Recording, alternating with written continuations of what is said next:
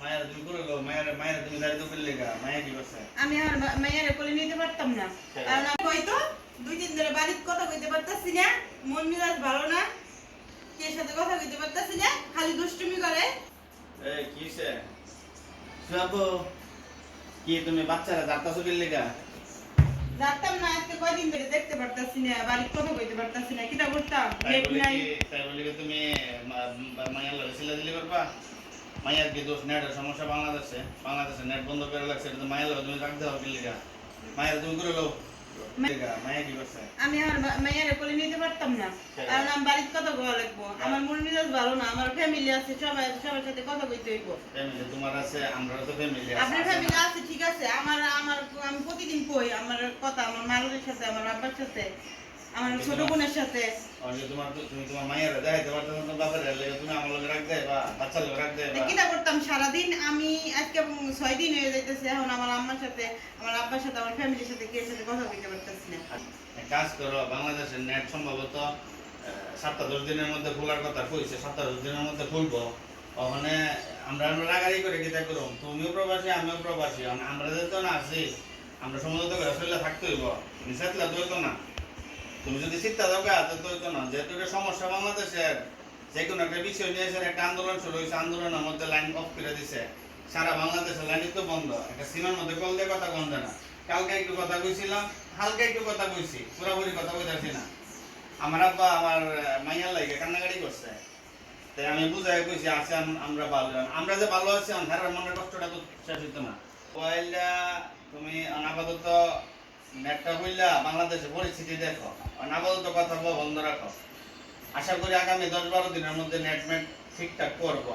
তো বাংলাদেশের সরকার তো বুঝবে, যেহেতু রাজনৈতিক সমস্যা, দেশের মধ্যে কোটা আন্দোলন নিয়ে সমস্যা হইতেছে, সবকিছু মিলে যে একটা সমস্যা চলতেছে, এই সমস্যার সাথে তো আমরা তো এই পরিস্থিতির সাথে বেড়ে গেছি। কারণ আমরা প্রবাসীরা তো বুঝতেছি যে কষ্টটা, এই যে কষ্টটা আমরা বুঝতেছি, তুমি আমি একলা না, এমন লক্ষ লক্ষ প্রবাসী এই কষ্টটার মধ্যে ভুগতেছে।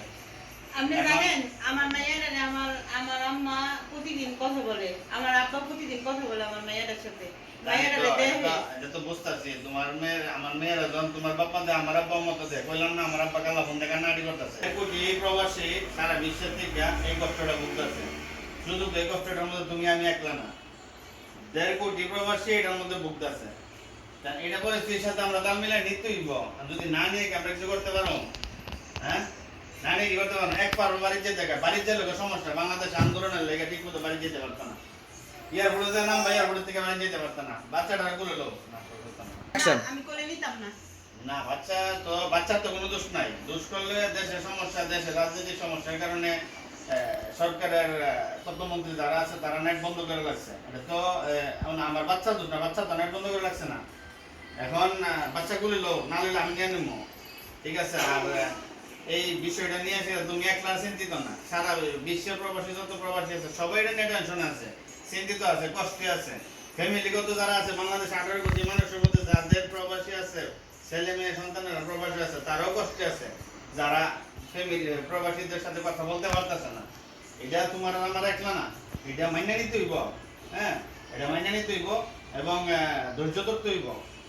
সাময়িক পরিস্থিতির সাথে একটু ধৈর্য দিতে হবে। আমরা বর্তমানের যুগ, অনলাইনের যুগ, আমরা মানছি, এখন এটা আমরা সামনে আনিতে নিতে পারতেছি না। আগেরকার যুগে সিডির যুগে চলতো, আমি যখন দেখতাম ছোট কালে আমার চাচারা প্রবাসে থাকতো, 1.5 মাস 2 মাস পরে একটা সিডি যাইতো, এখন তো সিডির যুগ নাই, 1 বছর পরে একটা সিডি যাইতো, সিডির যুগ চলতো, এখন এটি চলে না। এখন সরাসরি দৈনিক 2-4 বার কথা বলা লাগে, ভিডিও কলে কথা বলা লাগে।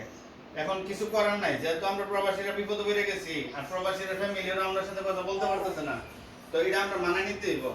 সরকারের দোষ দিয়ে লাভ নাই, আর আমরা নিজের দোষ নিয়ে লাভ নাই, এটা ভাগ্যের উপর আসছিল, ভাগ্যের উপর। এখন প্রবাসীরা আমরা যারা আছি, আমরা বিপদে আছি, আমাদের সাথে যোগাযোগ কেউ সাথে করতে পারতেছি না, কিন্তু আশা করতেছি আগামী 8-10 দিনের মধ্যে লাইন মোটামুটি ঠিক হইব। ঠিক আছে, মোটামুটি ঠিক হইলে আমরা অন্তত ফোনে কথা বলতে পারবো। এখন তো সিমের মধ্যে ফোন দিয়ে কথা বলা যায় না, যদিও একটা গ্রামের সিমে ফোন দিয়ে কথা বলা যায়, ওই রকম ভাবে ক্লিয়ার না মোটামুটি। যাক আলহামদুলিল্লাহ, আশা করি আগামী 7-10 দিনের মধ্যে লাইন সম্পূর্ণ ক্লিয়ার হইব। যেহেতু যে সমস্যাটা শুরু হয়েছিল কোটা আন্দোলন নিয়ে, যে সমস্যাটা শুরু হয়েছে, সমস্যাটা তো সমাধানে গেছে, আশা করি সমাধান হইব। তুমি টেনশন করো না, আশা করি 2-4-5 দিনের মধ্যে তুমি তোমার ফ্যামিলির কথা বলতে পারবো, আমি আমার ফ্যামিলির কথা বলতে পারবো, পুরা প্রবাসী জাতি সবার সাথে সবাই কথা বলতে পারবো, যোগাযোগ করতে পারবো। এই কষ্টটা তোমার আমার শুধু একলা না, সারা পৃথিবীর, এমনকি আমার মেয়েরও, আমার মেয়ে আমার বাপের দেখতে পারে না, এর আমার শ্বশুরে দেখতে পারে না, এর তো আত্মা, এর জান, এরা দেখতে পারে না। এই কষ্টটা আমার মেয়ে যে বুঝে না, হেরো এই কষ্টটা।